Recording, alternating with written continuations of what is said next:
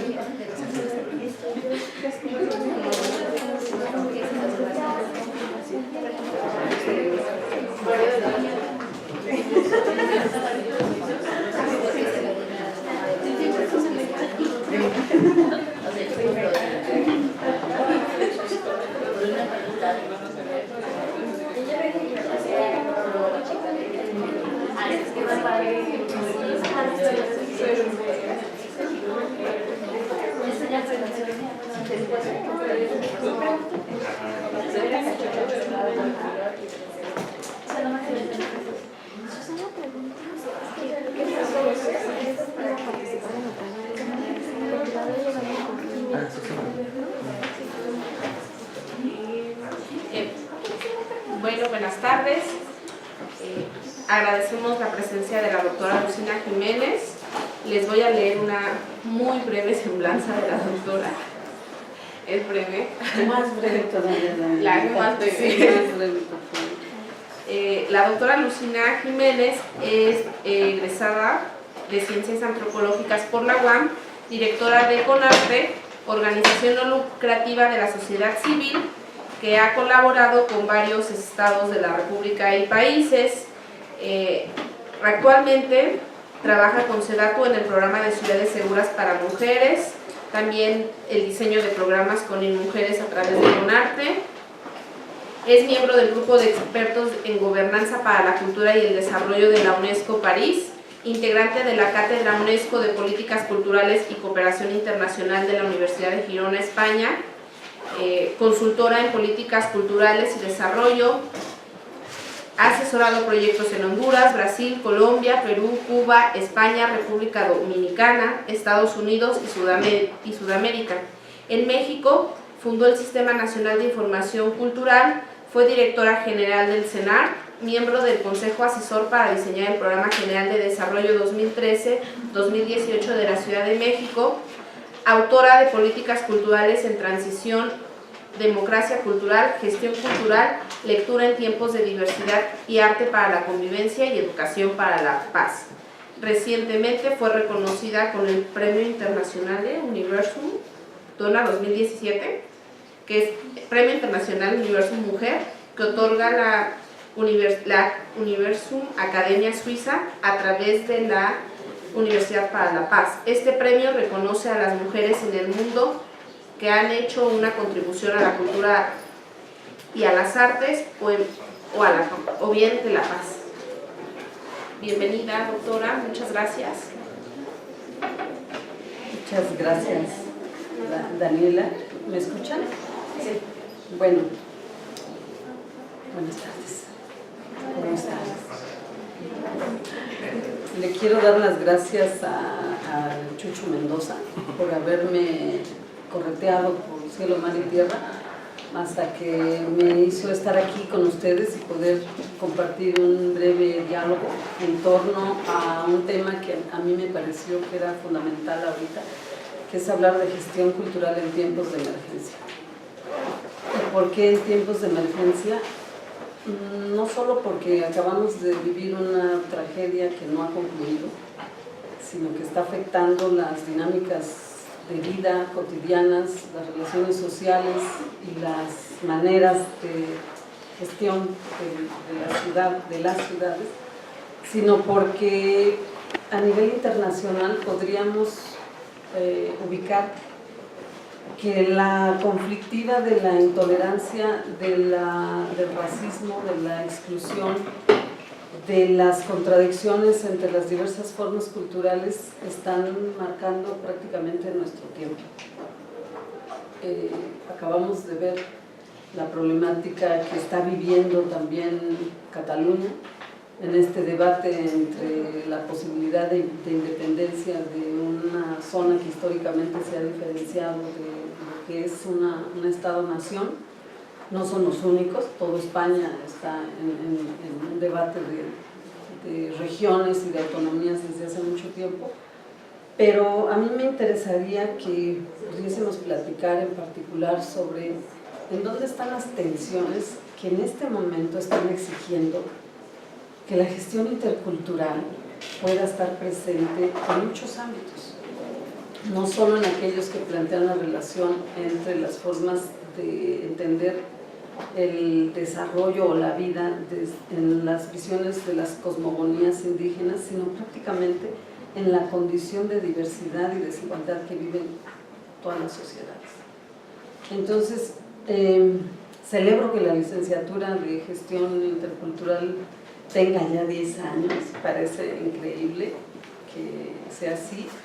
Celebro además que ustedes decidan hacer una reflexión a ese respecto, qué ha pasado, cuáles son los puntos de encuentro, dónde son las tensiones y en dónde están los campos de posibilidad de la profesión que han asumido. Y también quisiera decirles que no es la misma ciudad la que tenemos hoy a la que teníamos cuando Chucho me invitó. Y creo que vale la pena una pequeña reflexión al respecto, porque es verdad que hemos aprendido muchas cosas en este camino, entre otras que un 19 de septiembre puede volver a temblar. También hemos aprendido que no aprendimos lo suficiente en términos de culturas de prevención, que no entendimos lo suficiente tampoco en términos de la convivencia comunitaria y que no habíamos entendido lo suficiente en relación con la capacidad que tienen nuestras juventudes para poder direccionar procesos. Y eso me parece que es muy importante reconocerlo. También es verdad que la solidaridad se manifiesta como un poder importantísimo, un aliento importantísimo, no solo para las personas que perdieron su espacio, sus familias, sino sobre todo también para quien la ejerce. Es una acción prácticamente sanadora hasta cierto punto, es reguladora de la angustia, la solidaridad. Pero también es importante que no nos confundamos y que hagamos una mirada con más pausa para que podamos ver en qué ámbito de tensiones interculturales se está desarrollando incluso esa misma solidaridad y esa misma posibilidad o no de gestión de la ciudad. ¿Por qué? Porque hoy en día estamos en ese debate de si la reconstrucción de la ciudad es una tarea que corresponde únicamente a las instancias del gobierno, y definitivamente sabemos que no es así.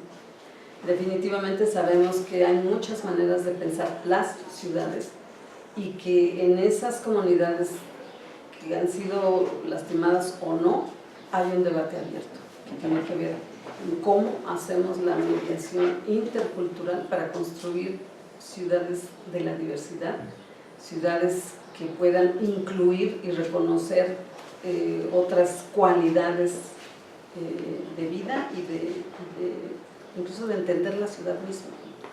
Entonces estamos ahí frente a una serie de fracturas que creo que tenemos que tomar en cuenta, una serie de fracturas que ya venían antes. Es decir, el sismo no solo mueve las placas tectónicas, mueve las fracturas sociales de las cuales ya veníamos antes. Fracturas sociales que tienen que ver con la desigualdad, con el crecimiento excluyente de una ciudad que de pronto concentra demasiado en unas zonas y deja a las otras en una condición de vulnerabilidad. Fracturas en donde llegamos a tener mapas incluso de descripción de nuestros prejuicios. Por ahí andan circulando en el Facebook, ¿no? La clasificación entre los hipsters, los pops, los mis reyes, los tetos, los reggaetoneros, todavía en una escala colocada más abajo de las percepciones del prejuicio, y una categorización que de pronto empezó a surgir a propósito de las generaciones post-alfabéticas, a las que muchos de ustedes pertenecen, de clasificarlos como millennials y como si todos fueran iguales. Entonces eso también forma parte de esas maneras clasificatorias de asumir las relaciones entre las personas y van generando fracturas porque van colocando a las personas a todas en una categoría o en otra, si acaso en 2 o 3, pero al final del día estas maneras cognitivas de sintetizar lo que pensamos de un determinado aparente colectivo se van convirtiendo en maneras de referenciar a la gente. Luego también, pues la propia gestión de la solidaridad, no sé si algunos de ustedes han estado involucrados en brigadas o en las zonas de rescate, hayan estado o no hayan estado, nos involucra a todos esta circunstancia, porque también hoy en día pareciera ser que se está empezando a generar también una división entre los que sí estuvieron en los rescates, en los que sí estuvieron levantando piedras, que son los legítimos, auténticos y verdaderos voceros de la tragedia, frente a los que no. O sea, mire, la piel se me eriza de ver que en una fila de personas que estaban en los últimos 15 minutos a punto de sacar lo que el ejército nos iba a permitir sacar del multifamiliar, la gente en la fila se estaba peleando por la legitimidad de entrar en la zona cero. De verdad que la piel se me enchina, porque la legitimidad basada en qué, en que yo llegué primero, en que yo pertenezco a una ONG, no, es que yo vengo de acá, es que, a ver, la legitimidad en debate, en un momento en donde todos estamos ahí por solidaridad y todos estamos buscando la vida, pero en el momento de entrar al lugar donde ya lo que hay es muerte, vuelven a aflorar otra vez esas fracturas de las que hablo, de volvernos a confrontar, y en un momento dado incluso hay una gestión, una conflictiva de gestión cultural entre las muy diversas maneras de entender cómo se gestiona incluso la autonomía. ¿Por qué? Porque ya era la sociedad civil ayudando a la sociedad civil, ya era la ciudadanía ayudando a la ciudadanía, y sin embargo no era lo mismo cómo se puede gestionar la autonomía desde quienes tienen una posición más autónoma de los autónomos, más horizontal, a los que tienen una cultura más institucional, a los que tienen una visión un poco más incluso populista. Y el caso es que la confrontación, lo que en algún momento dado fue una solidaridad espectacular, en algunos lugares emergió estas tensiones. Y estas tensiones no son más que diferentes maneras de concebir los procesos, diferentes maneras de autoadscribirse a ciertas formas de gestión cultural, política, social. Y entonces todavía no hemos comprendido que eso que se llama cultura de paz no es la ausencia de conflicto. El conflicto forma parte de la vida, y si no hubiese conflicto en la vida sería muy aburrida. Necesitamos el conflicto como parte de ese ciclo vital que lleva a una transformación, pero lo que no hemos logrado todavía desarrollar en términos de habilidades interculturales es esa capacidad de reconocer nuestras diferencias e irnos encontrando en aquello que sí nos es posible, dar el paso más adelante. Entonces, simplemente llamo la atención de ustedes a que este asunto del regreso a la normalidad nos puede volver a engañar, en el sentido de qué es la normalidad, si justamente antes del sismo el problema era la normalidad, aquello aceptado y asumido como si fuese natural cuando no lo es. Me refiero a las condiciones de exclusión, me refiero a las condiciones de racismo, me refiero a las condiciones de desigualdad y desequilibrio, incluso en el acceso a los poderes simbólicos. No nos podemos apropiar de la misma manera del espacio público en la Ciudad de México. Entonces, pero cada quien tenemos una manera diferente de reconocerlo. Entonces, ¿qué es en este momento, digamos, en este contexto de lo que estamos viviendo? Pues no es más que poner en la piel, en la superficie de la piel, todas esas fracturas de las cuales venimos, aparte del movimiento de las capas internas que a cada uno se les removieron, porque no es que se remueva solamente la tierra, se remueven nuestras capas internas, emocionales, físicas, psíquicas, afectivas. ¿Alguno de ustedes ha buscado algún tipo de interacción desde una parte más afectiva para procesar la experiencia sísmica. ¿Sí lo han buscado? No los veo muy convencidos. Ah, sí. ¿Quién dice sí? Tú sí. Bueno, si pueden, háganlo. De verdad, si pueden, háganlo. ¿Por qué?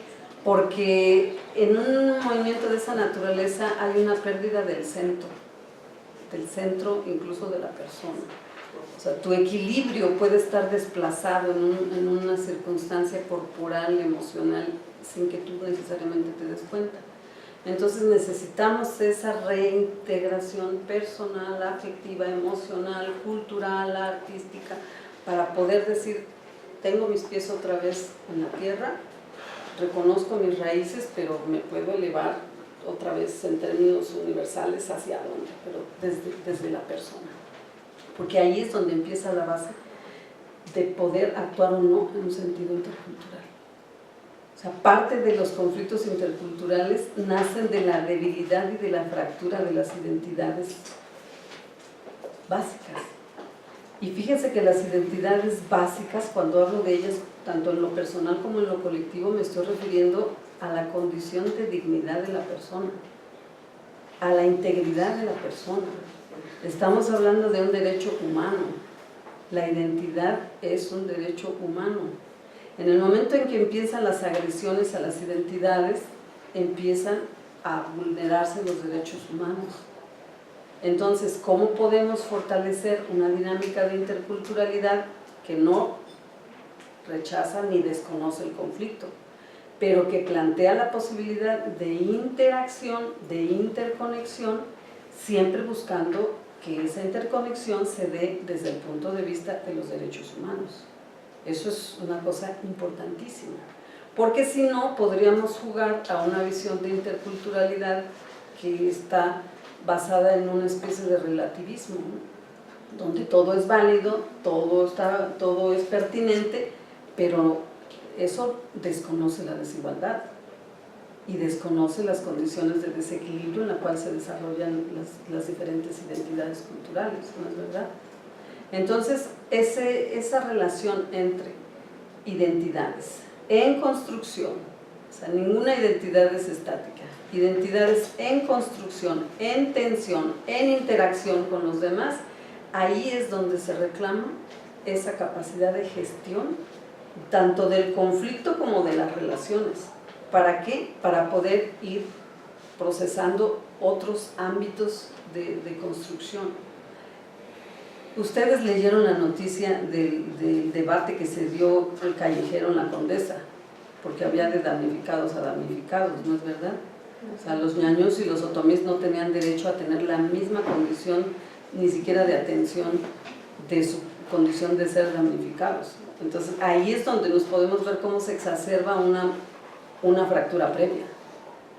Y ahí quiere decir que hay un tema muy importante para la gestión intercultural. O sea, cómo no colocamos a los otros como malos y a unos como buenos, sino en realidad cómo gestamos los procesos de horizontalidad y de diálogo a partir del reconocimiento identitario de cada quien. ¿Por qué? Porque no nos vamos a volver ni a todos ñaños, ni nos vamos a volver a todos en una falsa pretensión de identidad de la condesa, ¿no? O sea, la identidad de la condesa la está vendiendo el comercio. Las personas son diversas, hay muchos relieves y muchas formas culturales que conviven en un espacio territorial, que se mueven incluso en condiciones de mucha diversidad, porque además no es que tampoco todos hayan estado en una condición de exclusión de la población ñaño. Entonces, ahí hay fenómenos. Eso es un poco lo que yo quiero que vayamos como reflexionando, y ustedes pueden en su momento interrumpirme y ver de qué podemos aprender de esto, ¿no? Pero entonces sí necesitamos tener cuidado entre nosotros. ¿Todos ustedes estudian juntos o no? No, vienen de diferentes generaciones, algunos y otros. No sé quién no sea de gestión, quién viene de público externo. ¿Y quién viene de la carrera?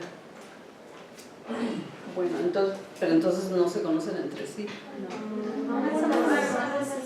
Bueno, entonces miren, entonces yo voy a hacer una pausa ahorita de 2 segundos y por favor pregúntense quién son, díganse su nombre, dense la mano, en serio, o sea, son de las cosas que tienen que cambiar. No voy a promover aquí un peace and love, no, pero sí, en serio, no, se los estoy diciendo de verdad, miren, ese es el tipo de cosas que ya no puede ser, ese es el tipo de normalidad a la que ya no podemos seguir apelando, de que entran unos y quién sabe quiénes son y se van y luego llegan otros.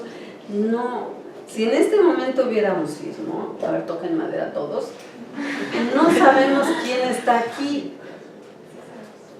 ¿Sí me explico? No sabemos quién está aquí, no sabemos quién está conviviendo, no sabemos qué redes podemos tejer estando presentes aquí. Eso no está bien. Son de las cosas que tienen que cambiar. Tenemos que encontrar que en nuestros formatos, en nuestras maneras de estar y de hacer, vayamos encontrando ese pretexto para poder implicarnos. De verdad, a ver, en serio, sí. Sí, justo eso que dice la doctora, ¿no? Porque yo soy de la segunda generación de desarrollo y gestión y yo decía que entre nosotros en aquel entonces, cuando estaba la licenciatura chiquitita, nos conocíamos entre pasillos y sabíamos, ah, mira, él es de la tercera, ah, es que ahorita los de la tercera tienen clase con Ambrosio, o sea, nos conocíamos y nos identificábamos. Entonces, ahorita que dicen ellos que no se conocen, dicen, ¿cómo no los conocen? Creo que yo ubico más caras y sé de qué generaciones son que entre ustedes, que son los que comparten las aulas y el camino, ¿no? Y la coordinación. Entonces, sí es necesario como en estos espacios aprovecharlo, los momentos. A ver, mínimo su nombre, a ver, pero así en veloz, acción veloz. Mi nombre es Brenda y soy de la segunda generación. Eso. Buenos días, mi nombre es Arturo Castrejón, vengo de la Universidad Autónoma de Tamaulipas, de la licenciatura en Historia y Gestión del Patrimonio Cultural. A ver. Bien, Simitrio Guerrero Comonfort, yo soy abogado defensor de pueblos indígenas y vengo de la montaña de Guerrero. La piel se me está erizando. Yo soy Gonzalo, estudio aquí también Desarrollo y Gestión y soy de la 9ª. Va, muy bien. Yo soy Jorge y también soy de Desarrollo y Gestión y soy de la 3ª generación. Bueno, de todas. Muy bien. Lleva varias. A ver. Yo soy Teresa Lascano y vengo de Antropológicas de la UAM Iztapalapa. Muy bien, muy bien. A ver, ¿quién más? Mi nombre es Celia, yo vengo de la Escuela de Artesanías de Lima. Muy bien, Me llamo Isabel, soy de la licenciatura de la 7ª generación. muy bien. Yo soy Anaís e igual soy de la 7ª generación de Desarrollo y Gestión Interculturales. Muy bien. Yo soy Itzel y también soy de la 7ª generación. Y luego, Yo soy Itziri y también soy de la 7ª generación. Yo soy Alessandra y también soy de la 7ª generación. Hola, yo soy Daniel y estudié comunicación y soy gestor cultural. Yo soy Fernanda y soy de la 8ª generación. También soy Fernanda y también de la 8ª. Dios las hace y ellas se juntan. A ver, ¿quién más? Yo soy Belén y soy de la 8ª generación. Yo soy Ulises y también soy de la 8ª. Yo soy Alicia y soy del Ciencias de la Comunicación de Políticas. Muy bien. Yo soy Sheila y soy de la 6ª generación. Yo soy Susana y soy igual de la 6ª generación. Yo soy Vanessa, también de la 6ª generación. Y yo soy Jesús, de la 3ª generación. Ya. Yo soy Sí, Jennifer y nuestros vengo invitados. igual de la Facultad de Derecho. Y se pueden pasar a sentar. Sí, gracias. Rubén, soy de la 2ª generación. Filosofía aquí. Bueno, miren, de verdad, es que esta riqueza de diversidad que tenemos aquí, una primera tarea que deberían tener, y perdón que me metan lo que nadie me ha preguntado, pero que de eso se trata, es que la tienen que gestionar. Esta riqueza que tienen ustedes aquí de saberes, de experiencias, de disciplinares y demás, hay que gestionarla. Entonces no puede haber un congreso de gestión intercultural sin gestión intercultural. ¿Sí me explico?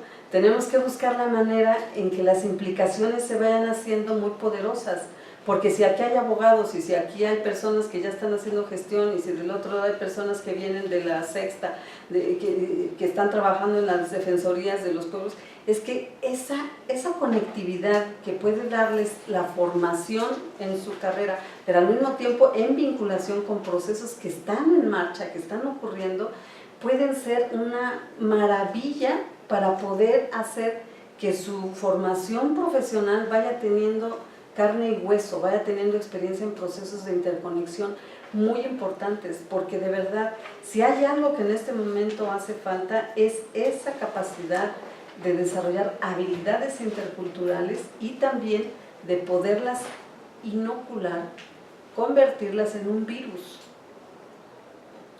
positivo. De verdad necesitamos habilidades interculturales, pero eso supone romper el aislamiento.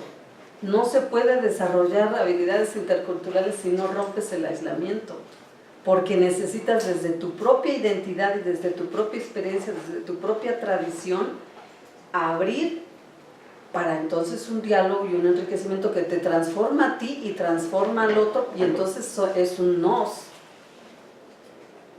Sin eso no hay nos otros. O sea, necesitamos integrarnos en esa perspectiva, no de poderes, lo que decía yo hace rato, no de debate de quién tiene la razón, porque la paz no es aquello que se construye una vez que alguien le ha ganado al otro, ¿no? Porque entonces necesitas una derrota para que entonces puedas construir. No, a eso jugamos mucho en esta sociedad, pero no se trata de eso. ¿Cómo vamos a construir estos elementos si no podemos romper nuestro propio aislamiento y si no podemos comunicar incluso nuestro sentir, nuestras necesidades, nuestras experiencias? En otro momento me voy a sublevar con Chuchu y le voy a decir que no me invite a dar conferencias, sino más bien a hacer un taller. O sea, algo muy práctico que podamos hacer y que podamos compartir. Lo acabamos de hacer ahorita en estos 2 días pasados en Anana, que es el centro cultural donde tiene su sede Conarte.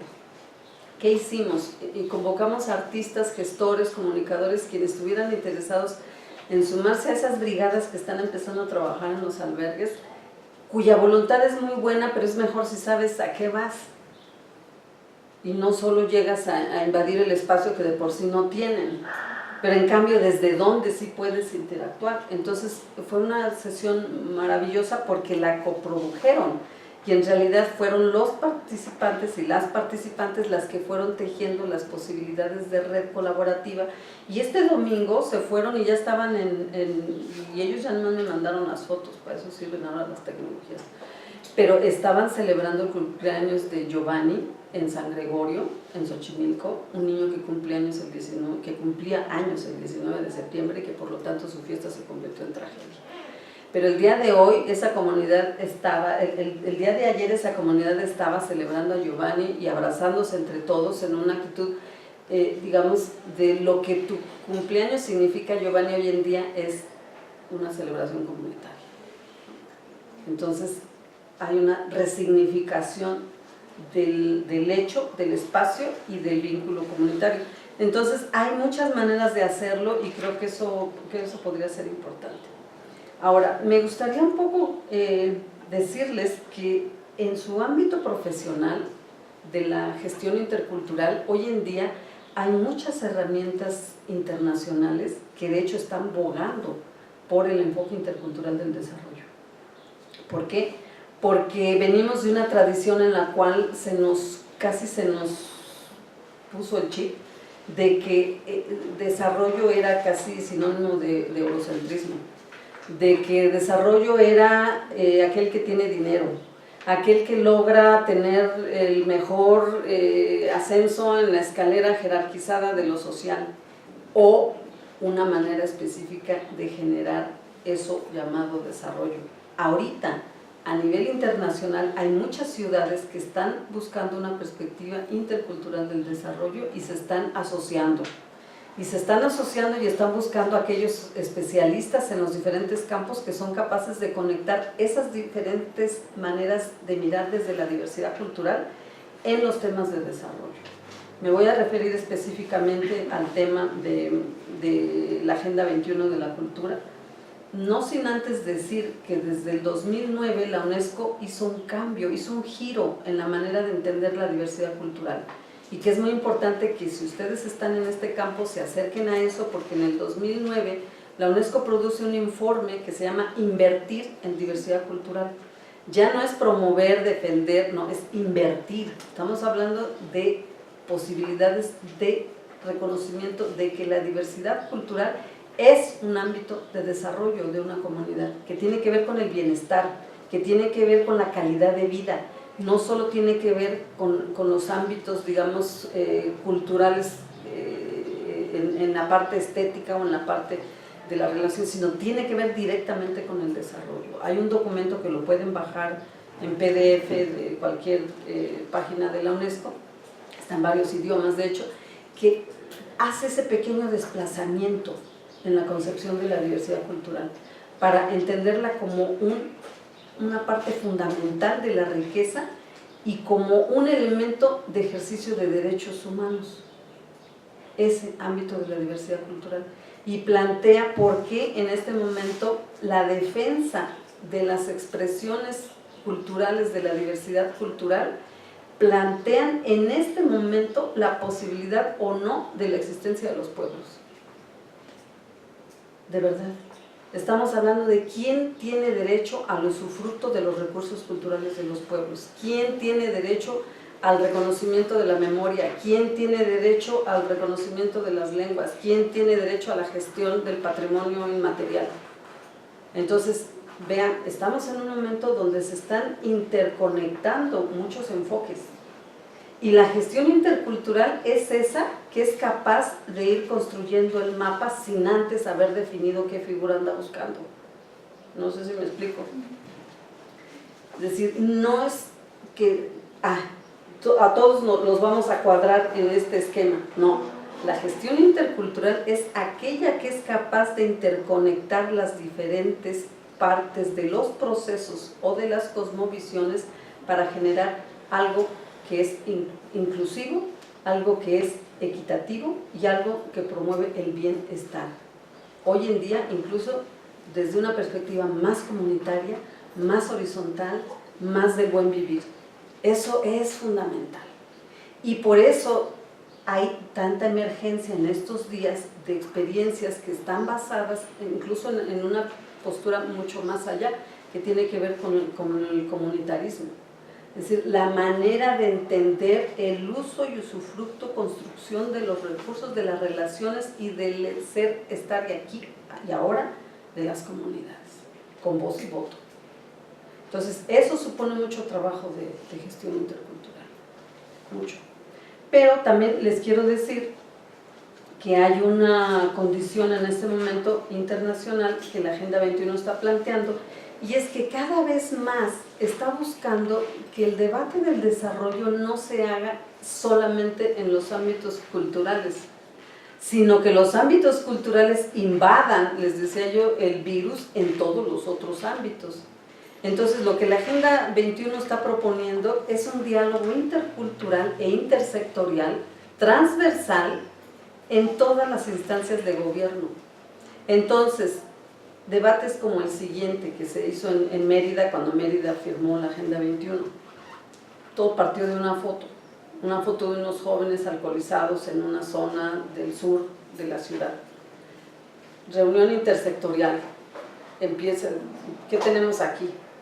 Y el sector social dice, pues tenemos un problema educativo, porque esos jóvenes deberían de estar en la escuela, o esos niños. Y el de educación dice, pues tenemos un problema de desarrollo social, porque en realidad deberían de estar. Entonces, bueno, hay uno que dice, esto es en realidad es un problema de la policía, porque ya es un problema de la delincuencia. Entonces, fíjense cómo la mirada fragmentada, sectorial de cada una de las cosas de una misma circunstancia puede generar equívocos, completos equívocos. En el momento en que a ver, ¿y dónde estaba el área de cultura y el área de educación antes de que estos jóvenes se alcoholizaran? Porque no nacieron alcoholizados. ¿En dónde estaba el área de desarrollo? ¿Dónde estaba el empleo de las familias? En fin, la concepción del desarrollo desde lo cultural te permite concretar lo que la disciplina separa, lo que la visión sectorial separa. Entonces, en el momento en que empiezan a definir ya sus formas de interacción. Claro, reconocen que lo que tienen que hacer es darle la palabra a esos jóvenes, que no tienen que estar solamente pensando por ellos, de qué es lo que realmente necesitan, porque sin la palabra de esas personas pues vuelves otra vez a suponer, ¿no? Y tal vez a hacer unas cosas que pues ellos en el fondo no están en su sentir, no están en sus necesidades. Entonces, diálogo intercultural. Pero ahí pasamos a hacer un otro link que es importante, que es el diálogo intergeneracional. Y por eso puse ese ejemplo de que estábamos hablando de esas fotografías. Está muy fracturado el diálogo intergeneracional y no es un asunto de voluntad o de no voluntad. Simple y sencillamente la diferencia, para conectar los temas, una de las diferencias entre la gestión de la solidaridad en el sismo del 85 y estas son las redes sociales, es el uso de la tecnología y la posibilidad que tienes o no de relacionarse con esa tecnología y para qué y cómo. Entonces, ese uso y apropiación de la tecnología hace que en este siglo XXI, por primera vez en la historia, tenemos al menos 5 generaciones conviviendo en el mismo espacio-tiempo. Aquí podríamos hacer un mapa de generaciones, yo estaría en la más antigua, 3 caña, año 3 caña. Pero podríamos hacer el mapeo de las generaciones y si analizáramos con qué dedo usas tu celular, podríamos establecer las eras geológicas, ¿no? ¿Por qué? Porque es verdad, fíjense, y el hombre se transformó cuando usó los dedos pulgares. ¿Qué está pasando con la revolución digital en estos días? No solo por el uso del pulgar, me estoy un poco burlando de eso, aunque es cierto, pero ¿qué pasa? Que tenemos una noción absolutamente diferente de lo que significa estar, de lo que significa hacer y de lo que significa encontrar. La noción espacio-tiempo se modificó completamente. ¿Y saben cuáles son las bases más importantes de toda cultura? La noción de espacio y tiempo. La noción de espacio y tiempo son los ejes que articulan las culturas de una manera así, atravesada transversalmente. Entonces, si nosotros tenemos esas diversidades en relación con el uso y la tecnología, hay profesores que se ponen muy nerviosos cuando sus estudiantes sacan el celular en la clase, porque no saben si está verificando lo que está diciendo, no saben si está buscando un diccionario, no saben si está chateando, no saben si le está contestando a su mamá que está muele y muele, o no saben si en realidad está en su mundo, ¿no? O está grabando, o quién sabe. ¿Sí me explico? Eso generacionalmente crea muchas tensiones. ¿Por qué? Porque hay muchos profes, hablando de las secundarias, que se ponen muy tensos porque no saben qué hacer con eso. Ahí se requiere mediación intercultural de carácter intergeneracional ligado con cuestiones tecnológicas. Ahí un tallercito de los chavos más jóvenes hacia sus profes les resolvería la tensión, porque le pierden el miedo a la herramienta tecnológica y le pierden el miedo a los diferentes relieves que pueden haber dentro de una misma aula, porque no es lo mismo. Entonces, si estamos hablando también de estas tensiones interculturales, esta parte intergeneracional es muy importante por la tecnología, pero no solo por la tecnología. Es muy importante también porque cambiaron las bases en las cuales se desarrolla el ámbito familiar. Cambiaron las nociones mismas de familia, ¿no es verdad? O sea, la diversidad de familias hoy en día es amplia, reconocida o no reconocida, estigmatizada o no estigmatizada, pero cambiaron las formas de organización y de funcionamiento de las familias. Entonces, cuando ustedes estén en campo, cuando ustedes hagan un trabajo comunitario, salud, salud, salud. Aquí está. ¿Alguien se está acordando de ti? Entonces, mientras ustedes estén en un ámbito comunitario, en una escuela, traten de encontrar todos estos relieves. No busquen en las tensiones interculturales solamente tensiones de matrices culturales originarias o nacionales diferentes. No busquen solamente diferenciación o diversidad de carácter étnico. Créanme que esas también están atravesadas por todo esto, todas. Entonces necesitamos ampliar nuestras matrices de análisis de los diálogos interculturales que hoy en día tenemos que generar. Entonces, siguiendo con estas herramientas internacionales, está también, antes de hecho que la propia Agenda 21, la Declaración Universal de la Diversidad. ¿La conocen? Bueno, son documentos que los tienen que manejar como si fuera la ruta del metro. Así. O sea, ¿por qué? Porque las comunidades tienen derechos fundados ya en un tratado internacional. Porque lo que ustedes van a gestionar en el terreno comunitario no es un invento suyo. Las maneras de cómo sí. Esas sí tienen que ser un invento suyo. Pero los fundamentos que hoy en día el mundo está validando como una condición aspiracional para mejorar la convivencia de la humanidad en el planeta, existen, están planteadas. Hace unos meses se hizo la reunión de Hábitat 3, Quito. Ahí se está discutiendo desde dónde la diversidad cultural tiene que ser parte del derecho a la ciudad. Y a veces nos pasa que estamos muy lejos de todas esas discusiones porque, ay no, la ONU y sus cosas, ¿no? O sea, la UNESCO y allá la burocracia de París. Sí, sí, pero también necesitamos eso, porque es una sociedad civil global la que en este momento está actuando. Hace unos años vinieron unos representantes líderes de varias organizaciones indígenas porque estaban trabajando con la UNAM a través del programa que tiene la UNAM de Naciones, de México Nación.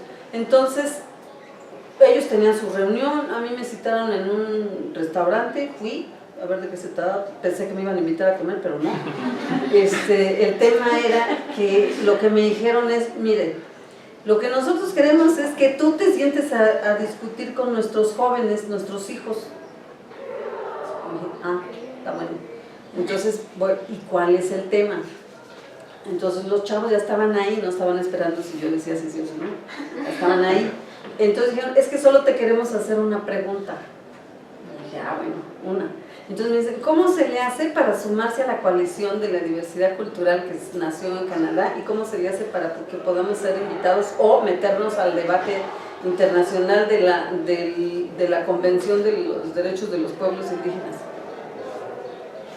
Me dicen, porque nosotros creemos en la lucha de nuestros padres, pero nosotros tenemos muy claro que esta lucha es global y la vamos a dar en todos los niveles. Entonces, mientras nuestros papás siguen aquí con la UNAM y haciendo todo este trabajo que es muy importante, nosotros nos vamos a ir allá y necesitamos que nos digas y nos pongas en contacto.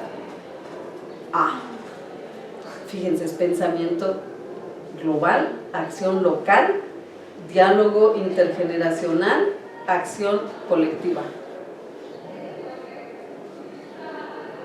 Pues yo ya nomás les di los contactos y pues háblale a fulano y háblale a mengano, porque de algo sirve participar de esas redes internacionales cuando tienes una postura que es apropiada para eso.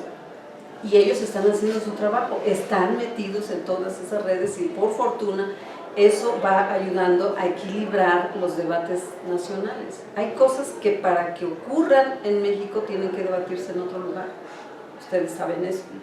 Esa relación entre global y local permanentemente está en tensión, y a propósito de la gestión intercultural, qué mejor que sea ese enfoque la que pueda permitir que las percepciones que se van generando de los movimientos sociales y culturales de México tengan una mirada de diversidad, ¿no es verdad? Eso es mucho mejor porque estamos enriqueciendo las perspectivas de esa diversidad. Finalmente, el último instrumento del cual les quiero hablar, porque ese está muy en debate en este momento, y son instrumentos que el gobierno mexicano ha firmado. El gobierno mexicano es de los que firma más rápido. Convención, la firmamos, pero luego no sabemos qué hacer con esa convención. Entonces ahí es donde tenemos que entrar, sociedad civil, instituciones, empresa privada, todos, organizaciones comunitarias, estudiantes, todos. Entonces ese otro instrumento es la convención llamada del 2005.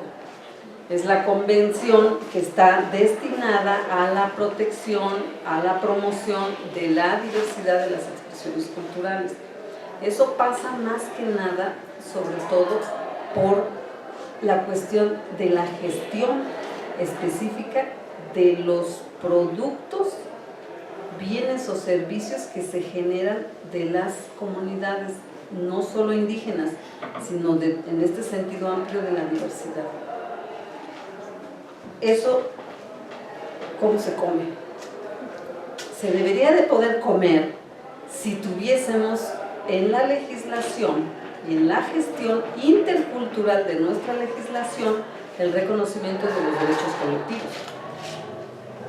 Entonces podríamos en un momento dado hacer la defensa de los diseños de las mujeres de Tlahui que han sido expropiadas por diseñadoras internacionales, pero aquí nosotros no tenemos mucha experiencia en cómo se hace esa gestión. Hay muchas iniciativas hoy en día que están yendo a la reivindicación y a la gestión, les decía yo, en términos de derechos, de qué pasa, por ejemplo, con el paisaje.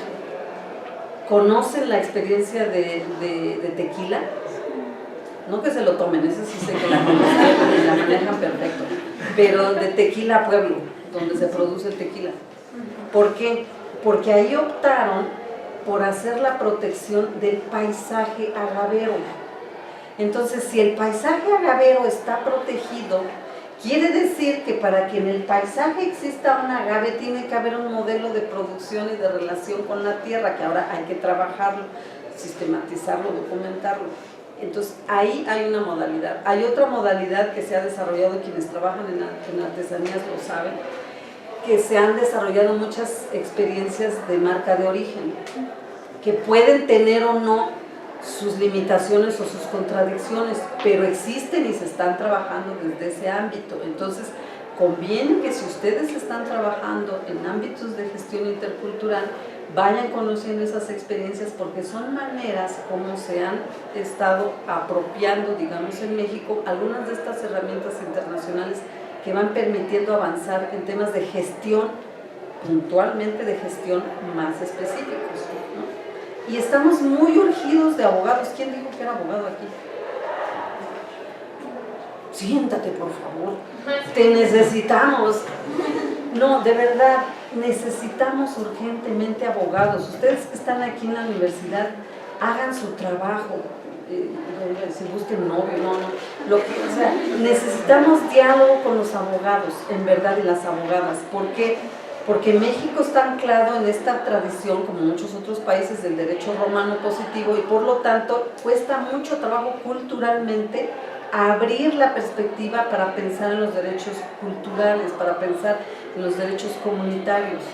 Entonces necesitamos ir haciendo esos enlaces de diálogo disciplinar con, específicamente, así como lo necesitamos con los médicos, ¿no? Lo necesitamos con los abogados, lo necesitamos con los economistas y con los arquitectos. Y ahorita al final les voy a platicar esa experiencia de la que Diana les hace referencia. Pero sí me gustaría, antes de entrar a esa experiencia en particular, que tengan esta lista de que esas herramientas internacionales están ahí. Y ustedes, conociéndolas, tienen que saber que incluso la última legislación, no la última y la primera, la Ley General de Cultura y Derechos Culturales que recién se aprobó, cuya telenovela se las platico en otro momento, porque me tocó participar en ese consejo redactor que terminó haciendo un documento aspiracional, un documento intelectual muy lindo, luego lo que salió es otra cosa, pero lo que sí les puedo decir es que en esa legislación hay un punto que parece muy inocente, pero no lo es, que dice que México se compromete a hacer válidos todos los tratados internacionales en los cuales haya concluido su firma y reconocimiento de derechos culturales. Entonces, si ustedes se van a la observación número 21, ahorita parezco abogada, pero no soy, la observación número 21 del Consejo de Derechos Humanos de Naciones Unidas, ahí viene una descripción muchísimo más puntual y desagregada de lo que significa para una comunidad el derecho a la vida cultural. El derecho a la vida cultural. No perdamos de vista ese concepto. Ya no hablemos de que vamos a promover la cultura, vamos a menos llevar la cultura. Yo sé que ustedes están vacunados contra eso, ¿verdad? ¿Sí están vacunados contra eso? Sí. O parto de otra premisa falsa. No, ya eso de llevar la cultura ya fue. Pero el derecho a la vida cultural es el concepto que en este momento está permitiendo desde la perspectiva de derechos humanos realmente construir factibilidad. La Ley General de Planeación de este país, con todo y lo que ustedes puedan pensar de este país, reconoce la necesidad de que el desarrollo se piense basado en los derechos culturales. Es más, porque sé que ustedes tienen toda una vida por delante, tiene reconocimiento de la necesidad de la factibilidad cultural. A ver, traídas esas herramientas a colación y en un proyecto de gestión intercultural del territorio en Guerrero, ¿no? Vamos a poner el ejemplo. ¿Cómo armamos un proyecto de gestión intercultural del recurso cultural si nosotros podemos jalar el reconocimiento de la vida cultural como derecho, el reconocimiento de los derechos colectivos, los recursos naturales y la identidad de los pueblos? Estoy poniendo nomás un ejemplo, pero podríamos hablar de lo mismo para la reconstrucción del multifamiliar Tlalpan. ¿Qué noción de ciudad y de hábitat puede exigir como derecho ciudadano la comunidad que en este momento está desplazada y que no tiene todavía dictamen de sus edificios? ¿Sí? Estoy tratando de conectar esas grandes herramientas a procesos muy concretos, que es lo que al final de cuentas les va a tocar a ustedes. ¿Cómo vamos haciendo esa interconexión de herramientas, normas, legislativos, contextos específicos, diseño? Supongo que llevan talleres de diseño de proyecto, ¿verdad? ¿Sí? No oí. Optativa. No, eso no puede ser optativa, discúlpenme. No, lo lamento. O sea, si es optativa, vuélvansela obligatoria. No puede ser optativa el proyecto de diseño. ¿Cómo creen? A ver, ¿quién lleva esto? A ver, queremos a los abogados. No, de verdad, o sea, ya hablando en serio, no lo dejen como optativo. No puede ustedes perderse de la posibilidad de aprender cómo se diseña un proyecto. Miren, jóvenes y jóvenes, si realmente ustedes aspiran incluso a la autogestión de sus propias iniciativas y a la generación de proyectos que no dependan necesariamente de si se los aprueba X o Y, necesitan saber diseñar un proyecto. Y necesitan saber diseñarlo, ¿saben qué? En diálogo intercultural. No me vayan a salir que son gestores interculturales y diseñan el proyecto en su escritorio y luego se lo llevan a la gente. No llevan la cultura, pero sí llevan el proyecto. No me cuenten eso, porque de que los hay, los hay. Y luego todos queremos beca del FONCA. No, créanmelo, necesitamos procesos que nacen y se construyen desde y con la gente en esa capacidad de articular lo que parece desconectado. Por eso les decía, la gestión intercultural es esa que es capaz de conectar aquello que no se sabe qué forma va a adquirir. En otras palabras, ustedes tomaron una disciplina que se nutre de muchas otras disciplinas. No puede haber una carrera de gestión intercultural que no tenga una visión interdisciplinar. No puede, no se puede, es pecado. No se puede. ¿Por qué? Porque una comunidad es holística, tiene una dimensión integral, no es como un carro. Yo nomás sé de las llantas, ¿no? De la nariz y la parte de adentro para acá. O sea, es un cuerpo social, es un cuerpo integral, es un cuerpo que se mueve, es un cuerpo orgánico, es un cuerpo que respira, y ese cuerpo social ahorita necesita esa visión intercultural holística. Entonces, ya les dije esos instrumentos internacionales, pero también ¿para qué los queremos? Porque no se trata de que nos volvamos especialistas, que los podamos repetir de memoria, artículo, no sé qué, si eres abogado, sí, pero si no, tienes la esencia, sabes el contexto, lo puedes aplicar, puedes dialogar, puedes fundamentar un proyecto. ¿Por qué? Porque hay una serie de herramientas, hay una serie de recursos que te validan que lo que estás planteando es basado en tu deseo, en tu creatividad, pero no solo forma parte de una coyuntura. Hay un tiempo social que está pensando eso, hay un tiempo social que está demandando eso.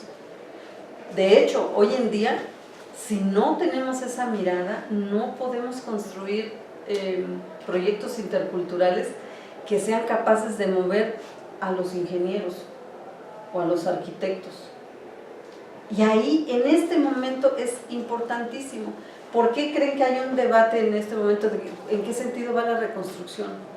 A ver, los multifamiliares son fruto de un modelo de los años 50 donde se construye en horizontal, en un lugar que supuestamente daba comunidad. En ese momento nadie sabe quién vivía en los edificios. Ha tenido que haber un trabajo de reconstrucción del ser colectivo que se fragmentó, no con el sismo, ya estaba fragmentado antes, desde las fracturas sociales que les decía que partimos. Entonces, todo ese replanteamiento, ¿a dónde va? Hay un movimiento que no lo pierdan de vista de los arquitectos, son 100 arquitectos que se están reuniendo de manera autónoma, independiente, para reformular qué tiene que ser esta reconstrucción. Entonces, porque parece ser que ahorita el debate, como surge en Oaxaca, es adobe contra ladrillo. Pero sí es un debate de adobe contra ladrillo, pero no es solo eso, no es un asunto ni económico, ni es solamente un asunto de facilidad, es un asunto cultural. ¿Sobre la base de qué se va a reconstruir Juchitán? Colegas, hay más del 40% de las casas están destruidas. Entonces, le vamos a echar harto cemento y harto ladrillo en un lugar donde hay un calor de la fregada, y además donde la gente tiene unas bases culturales diferentes, porque es el asiento de muchas culturas originarias que en contemporáneo han logrado plantearse las formas de organización de otra manera. Fíjense qué importante sería que en cada uno de los equipos de reconstrucción hubiera una posibilidad de que actúe un gestor intercultural, que sea capaz de conectar el pensamiento lógico de un ingeniero con la necesidad cultural de una comunidad respecto al agua. ¿No es verdad? Esa tendría que ser nuestra aspiración más importante, esa. Y no porque no queramos hacer otro tipo de proyectos comunitarios, esos hay que hacerlos y se van a hacer.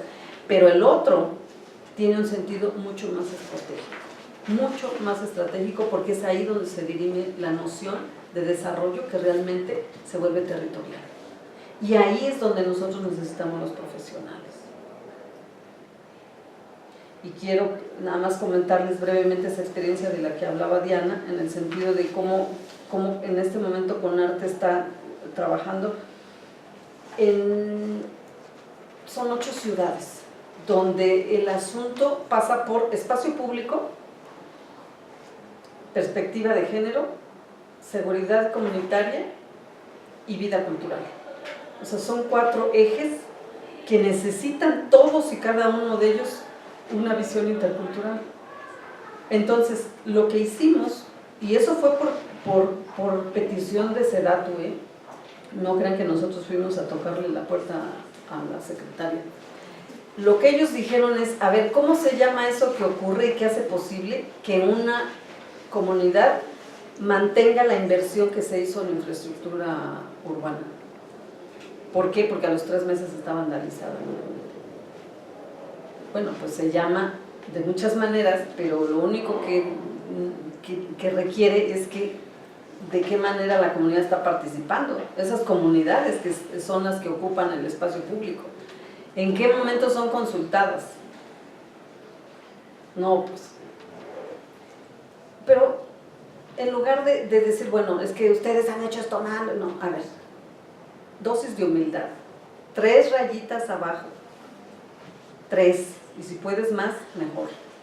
Nos fuimos a sentar con los ingenieros y con los arquitectos para que ellos nos explicaran a nosotros, los interculturalistas y los artistas y los gestores, cómo es su lógica, cómo es el ciclo de su trabajo.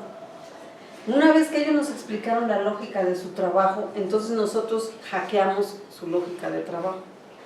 ¿En qué sentido la hackeamos? En el sentido de desarticularla para volverla a armar, pero incorporando que no hay nada que se mueva si las comunidades no están involucradas. Incluso no solo en el señalamiento de los problemas, sino en la resolución y en la organización, más allá de las fórmulas institucionales que puedan o no existir, porque esas yo no las voy a cambiar, las tienen que cambiar ellos. Entonces, para no hacerles el cuento largo, la metodología territorial intercultural se hizo en una comunidad que le dicen el DF, pero que quiere decir después del ferrocarril, en Colima. Claro, jugaban también con la metáfora, ¿verdad? O sea, si son los del DF, no, son los detrás del ferrocarril. Ustedes pueden entrar al YouTube y hay un registro desde el año 1, desde el día 1 de ese proceso del Tívoli, así se llama la comunidad, el Tívoli. Entonces, todo el trabajo metodológico intercultural se aplicó territorialmente desde el momento en que se definen cuáles son los espacios públicos que la gente necesita realmente, cuáles son los cruces peatonales que la gente usa y que realmente implican que haya un cambio en la seguridad comunitaria. Eso solo lo sabe la gente que vive ahí, eso no lo puede saber un ingeniero que va de la Ciudad de México, ni siquiera uno que trabaja en las oficinas centrales de Colima. Lo sabe la gente. Entonces los recorridos de la gente son los que en su vida cotidiana marcan la inseguridad y definen cuáles son los puntos. Termino solamente diciéndoles que todo el ciclo de gestión se hackeó para poderlo reformular, pero pasó por el hecho de que pusimos a los arquitectos y a los ingenieros a bailar. Entonces van a decir, ¿y eso qué? No, tiene que ver con todo, porque una vez que el cuerpo siente la flexibilidad y la posibilidad de desplazamiento de diferentes maneras, existe la manera que tú puedas relacionarte con el espacio, tu espacio de otra forma. Entonces, fíjense, la mediación intercultural fue de la ingeniería y la arquitectura a la danza, luego al trabajo de representación y simbolización de la comunidad con los arquitectos, al grado en que los arquitectos terminaron cambiando el programa ejecutivo de la obra pública para cambiarle la textura a los pisos de los jardines, porque los escatos les demostraron que la inversión que estaban por hacer en esos pisos no era la que necesitaban, porque las patinetas necesitan una cierta textura para no brincar y no pegarle a los señores mayores que están sentados en las bancas. Y los niños dibujaron cómo querían su parque. Los arquitectos lo que dijeron, bueno, yo estudié 5 años y este niño en 2 minutos lo resolvió. Pues sí, ¿cómo hacemos ese fluir de diálogos? Finalmente el parque se pintó, como los niños dijeron, cambiaron las bases de las licitaciones de la obra pública, y lo más interesante es que los propios ingenieros dijeron, ¿saben qué? Y no cuesta más, en realidad no cuesta más, cabe dentro de los propios marcos de inversión institucionalizados, lo único que pasa es que ahora sabemos construir con las personas. Los taxistas les fueron indicando dónde tenían que poner las luminarias. ¿Por qué? Porque conocen el territorio. Las señoras, las doñas fueron las que les informaron de qué manera podían hacer el relevo generacional en la fábrica de innovación que está a punto de inaugurarse. Cuando vayan a Colima no se la pierdan, porque eso eran unas ruinas y era un territorio del narco. En este momento se está construyendo una fábrica de innovación donde los chicos que aprendieron a hacer fotografía y video en la calle son los que van a poblar esa fábrica de innovación. Las señoras que están compartiendo sus saberes de bordados y demás que hacían cuando las fábricas existían ahí, van a trabajar en ese lugar. Las mejores cocineras son las que van a conducir los procesos de los comedores comunitarios. En fin, no les estoy planteando un mundo de fantasía, me estoy refiriendo solamente al proceso metodológico. En medio de 20,000 conflictos y tensiones, sí, incluido el aniquilamiento del delegado, incluyendo la ejecución del delegado, con 110 balas. O sea, no estamos hablando de procesos sencillos, no estamos hablando de vidas así, color de rosa. Por eso, siempre que actuamos en un terreno intercultural en Conarte, siempre trabajamos con un protocolo de seguridad, que lo vamos construyendo, no te elimina el riesgo, pero te pone alerta y al menos te hace ser autoconsciente y prevenir. Procesos de interconexión y de diálogo intercultural comunitario es lo que en este momento nos puede ayudar a distender y a encontrar soluciones de una manera mucho más articulada. No quiero extenderme mucho más, podría hablar mucho más, pero creo que lo que importa es si ustedes pueden plantear alguna duda, algún comentario. Dianita es la dueña del tiempo, es la dueña del Cronos, entonces ella nos tiene que decir cómo vamos para poder abordar. Pues yo les pediría un aplauso para la doctora y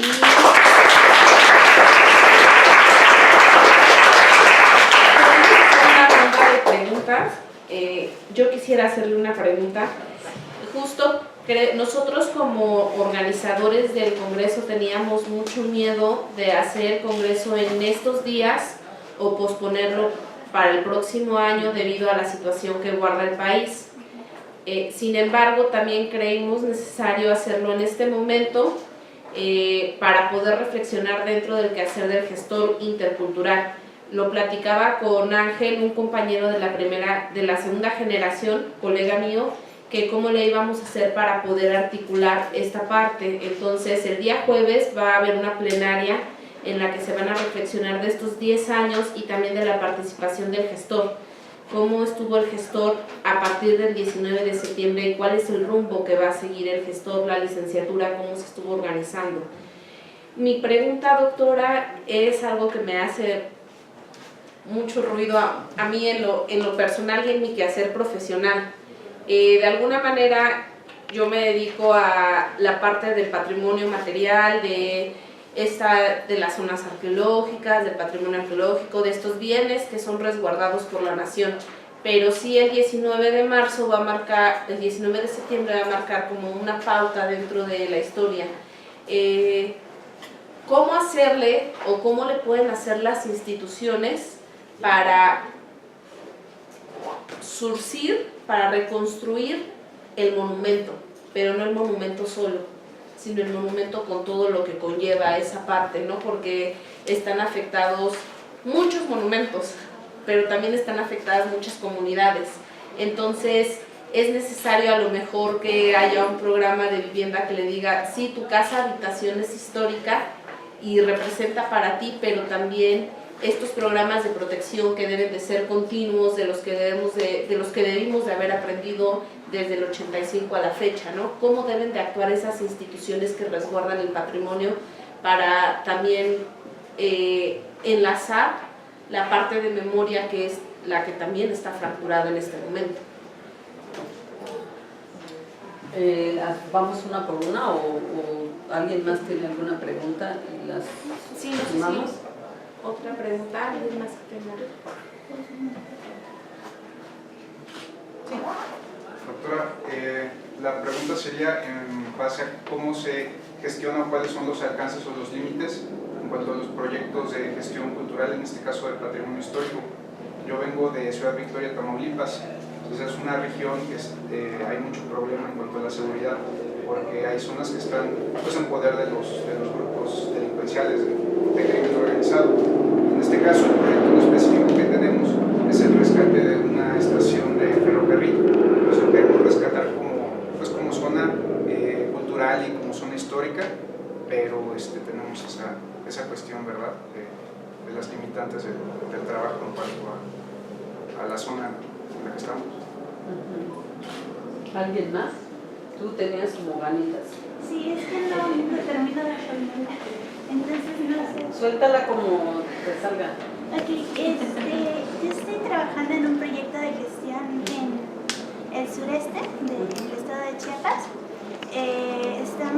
Pretendemos trabajar con población migrante, pero también con población migrante que se está insertando en la sociedad y cómo tejer estas relaciones fuertes para que, digamos, se transformen las relaciones que hay entre la fuerte identidad autóctona de las comunidades con estas personas que van llegando y se van integrando.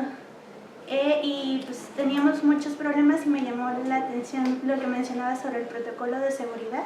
Entonces, si me podría contar un poco más sobre... ¿En qué comunidad específicamente? Ahorita en Mazatlán. En Mazatlán. Sí. Bueno, yo creo que con esas tres podríamos hacer un doctorado. Pero, a ver, yo creo que en este momento, en términos de los proyectos de patrimonio edificado, por llamarlo de alguna manera, ¿no?, que llaman patrimonio, esa clasificación de material e inmaterial, a mí no me hace muy feliz, pero bueno, así está estipulado.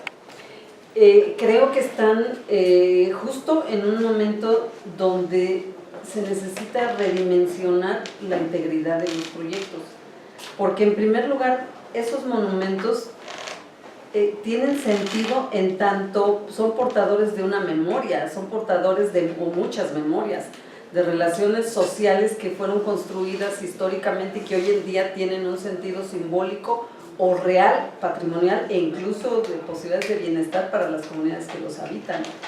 Pero venimos de una cultura muy patrimonializante que excluye a las comunidades de su relación y de las formas de organización que podrían hacer posible hacerlas partícipes, lo cual no quita que haya una normatividad y que haya una clara postura, incluso en este momento de carácter federal, de hacer la protección y la conservación y la restauración. Pero el asunto es, a ver, la vivienda y el entorno medioambiental que rodea todas esas zonas están en tensión y han estado en tensión hace mucho, históricamente. Pero mientras no podamos establecer que hay una línea de trabajo que tiene que ver con un sentido más territorial, y cuando hablamos de lo territorial implica la producción política y social del territorio. O sea, los monumentos no están enclavados en la nada. Están en una zona habitacional, a veces ya demasiada invasión, pero como está planteado hasta ahorita los proyectos es que se administra federalmente y los recursos van directamente a las piedras. No hay un diseño de un manejo más integral territorial. Entonces, si se hiciera un enfoque territorial, habría la posibilidad incluso hasta cierto punto, porque yo sé que eso no es exento de conflicto, de poder colectiva y socialmente definir las maneras de autorregular la presión sobre los propios inmuebles. Porque si no hay esa coproducción, pues la gente simplemente se enfada de que no la dejan seguir construyendo. Entonces, ¿de qué manera se puede asumir un proyecto territorial que pueda tener esas diferentes dimensiones? E incluso procesos hasta de educación intercultural, porque la gente de pronto vive ahí, pero es ajena. O sea, tú pregúntale a los niños del centro histórico quién ha entrado al Templo Mayor, discúlpame, el 80% no ha entrado. Entonces, el hecho de que habite ahí no quiere decir que es dueño del patrimonio. Entonces, esos procesos de apropiación social del patrimonio tienen que estar insertos en los proyectos territoriales, por decirlo de una manera muy rápida. Luego, el asunto de las violencias, eso propongo que algún día me inviten a hablar de eso, en particular, porque, no, de verdad, porque las violencias, y estoy hablando en plural, son muy diferentes en cada zona, aún incluso las violencias que son generadas por el narcotráfico, porque no tienen los mismos patrones de comportamiento el narco en una zona que en otra. Y eso es muy importante saberlo. ¿Por qué? Porque no es lo mismo Sinaloa que Juárez o que Tamaulipas.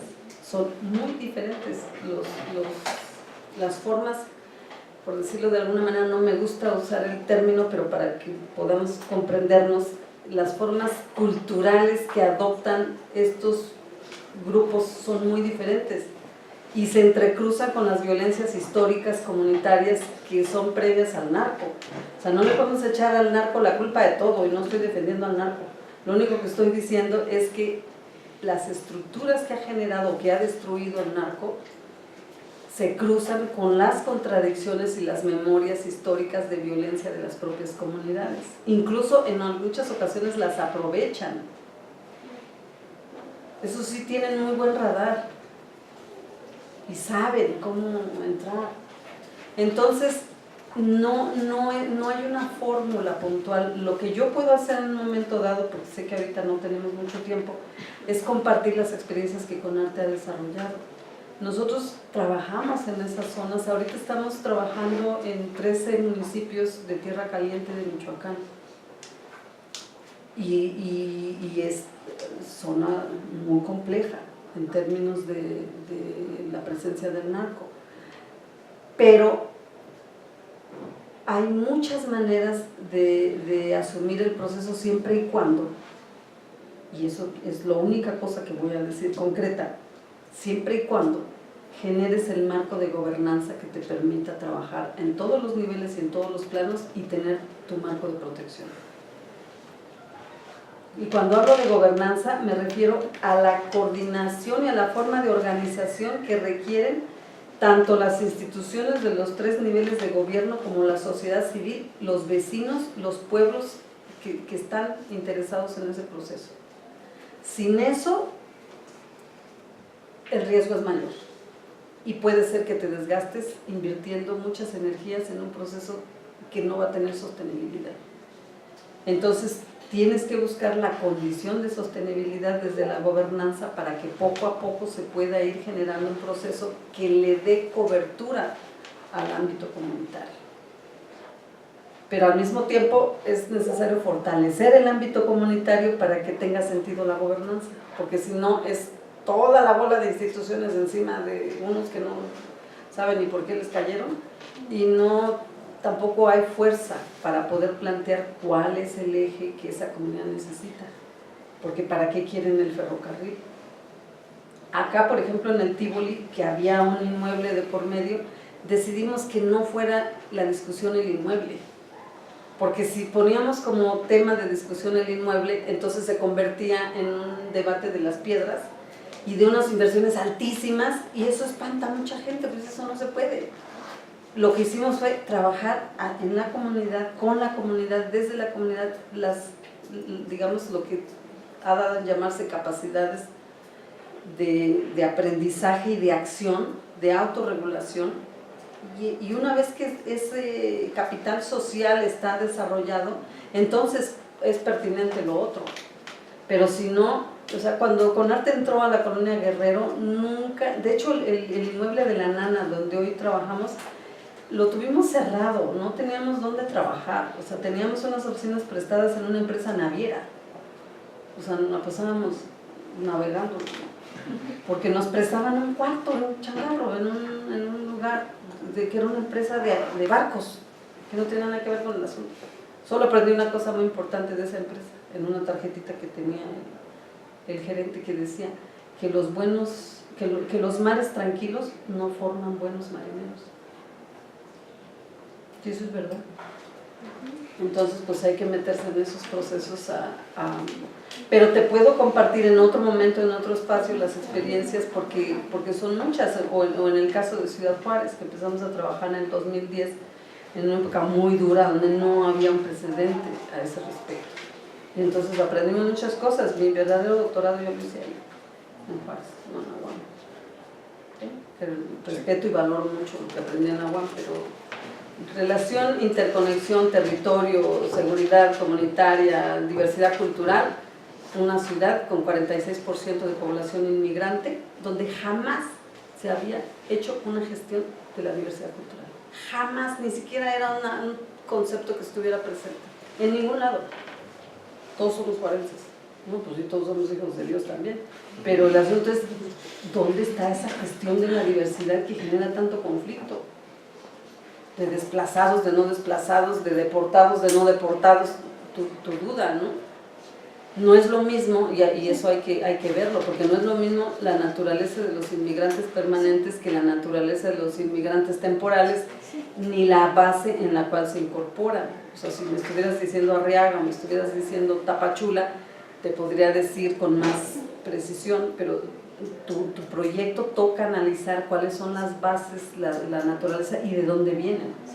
Porque no es lo mismo que vengan de Honduras a que vengan de Guatemala o vengan de El Salvador. Entonces allá hay una serie de elementos que pueden dar pautas a buscar puntos en común, pero que tienen que ser muy de experiencia, o sea, muy de experiencia. Nosotros en una comunidad lo que hacemos es facilitar experiencia, pero es experiencia de la propia comunidad. Son ellos los que se van autorregulando y son ellos los que van planteando el termómetro y el cómo sí o el cómo no, ¿no? Porque hay momentos en donde sí tienes que dar 2 pasos atrás y no sentirte mal por eso, porque a lo mejor hay gente que dice que pasos atrás ni para impulsarse, pero no, hay veces que para que puedas avanzar primero tienes que dar 2 pasos atrás y recomenzar, o sea, o planteártelo de otra manera. Entonces, por ahí te puedo poner en contacto con gente en Tapachula que está trabajando con inmigrantes que pueden ayudar en algunas experiencias, sobre todo si son inmigrantes residentes, ¿no? Bueno, pues, ¿alguna otra duda? ¿Una? ¿Nadie? Bueno, pues agradecerle mucho, doctora, su presencia, que haya aceptado estar con nosotros. Creo que los que trabajamos temas de territorio y conflicto, que conocemos su trabajo, nos sentimos muy halagados de que esté acá, y también creemos que su conferencia les va a servir mucho a nuestras generaciones nuevas de gestores que están formándose. Pues yo les agradezco realmente y ojalá que Chucho no sea la única vez que me invites, pero yo creo que a lo mejor pues un pequeño laboratorio, ¿no? Un pequeño laboratorio de experiencia, un pequeño taller más que una cosa así, ¿no? Que no sé quién conozca la Nana, quién ha ido a la Nana en la Guerrero, que tiene un proceso muy interesante porque justo trae toda una historia, ¿no? El salón de baile, el espacio de estigma desde los años 50, y entonces como de repente llega con arte a apropiarse de este espacio y resignifica. Fue cuando hicieron lo de la película apenas el recorrido con un salieron, yo tuve la oportunidad porque vivo muy cerca de ahí, de estar con el triciclo repartiendo los... La Nana Móvil. La Nana Móvil, y entonces ahorita que vas viendo que ya también está la Nana Peralvillo, empiezas a pensar que hacer gestión del patrimonio no significa nada más hacer gestión del patrimonio monumental o de ese que está en la ley del 72, ¿no? Sino de los patrimonios de las colonias, de los patrimonios de las localidades en conflicto, y que ahí es donde está el trabajo del gestor, ¿no? Y ya luego los invitamos, si es que lo logramos, estamos trabajando con las comunidades del multi. Ellos lo que quieren hacer es una serie de murales, porque quieren como de alguna manera dar su punto de vista. Están trabajando mucho en la resimbolización de lo que significa una unidad habitacional. O sea, una unidad tiene unidad, y están planteando este debate de qué tienen ellos que decir frente a la reconstrucción de la ciudad y qué tienen que decirse ellos a sí mismos. Proceso muy tenso, muy complejo, pero importante. Tal vez en algún momento podemos invitarlos a la Nana, a acercarse como al barrio, a leer un poco los procesos comunitarios que se están gestando desde ahí, y pues leerlos también de una manera crítica, ¿no? Que es lo que más nos ayuda de pronto porque sí, o sea, es una zona, pues la colonia Guerrero tiene históricamente un estigma que le pesa, pero también es una zona de memoria muy importante, muy importante de la ciudad, y la gente está muy consciente de ello y en eso estamos trabajando, tanto en cuestiones de recuperación de espacio público, temas de seguridad pública, o sea, con Arte trabaja muy intersectorialmente, no trabajamos del sector cultural para el sector cultural, sino desde el sector cultural con las áreas del desarrollo. Estamos trabajando con seguridad pública, estamos trabajando con la policía en Tlalnepantla, o sea, lugares donde se requiere esa mirada de otro orden, ¿no? Y créanmelo, que la gente quiere, la gente necesita, una vez que le encuentran, dicen, claro, o sea, ese arquitecto que lamentablemente pues entregó su vida a la delincuencia en ese proceso, yo de verdad que lo admiro mucho, un funcionario estatal, y no me quito ni una sola palabra para decirles que ese hombre metió toda su profesión, y ese día que perdió la vida, antes estaba en una asamblea comunitaria con 200 personas y dijo, ¿saben qué? Yo antes de esto solo construía, y he construido carreteras y puentes y no sé qué, pero nunca había sido tan feliz, sabiendo que la construcción que yo hago está apropiada con las necesidades de la gente y que además la gente la está usando. Créanme que hay mucha gente que necesita esos procesos, muchos. Así que no se más bien ábranse a las experiencias, ¿no? Ábranse a las experiencias. Y pues muchísimas gracias también por haber cambiado la fecha, porque efectivamente yo le di mucha lata a Chucho, porque efectivamente me voy a recibir el premio que otorga la Universidad de La Paz de Suiza, y pensamos que es importante porque eso va a fortalecer procesos comunitarios, ¿no? Va a permitir además eslabonar gente que en el mundo está pensando la paz desde el buen vivir y desde la equidad, desde la igualdad. Y pues eso es lo que hace falta en el mundo. Mis amigos catalanes no lo están pasando bien, se requiere mucha solidaridad. Y una última cosa, no se olviden que Oaxaca sigue temblando todos los días. Nosotros en la Nana estamos recibiendo acopio para pasárselo a Natalia Toledo, y ella tiene organizados los camiones que van directo a Juchitán. En este momento ellos necesitan lonas, tiendas, frijol y aceite. Es eso específicamente lo que están necesitando, porque el maestro Francisco Toledo creó los comedores comunitarios. Las señoras están organizadas y están cocinando, pero hace falta frijol, aceite, y pues ya luego le damos lata cuando tengamos la fecha del taller para organizar. Pues muchas gracias.